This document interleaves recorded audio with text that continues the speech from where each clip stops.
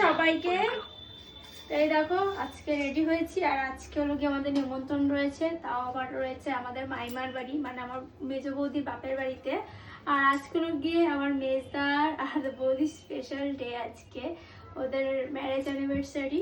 তো এই কারণে আরও ওখানে যাওয়া, ওইখানেই নিমন্ত্রণ করেছে। আমার বৌদি ওই বাড়িতে রয়েছে, তার জন্য কিন্তু আজকে আমরা সবাই ওই বাড়িতে যাবো। আর আমার মা কিন্তু সকালবেলায় চলে গেছে, কারণ আমার মা ওখানে কিছু একটা বানাচ্ছে, এই কারণে।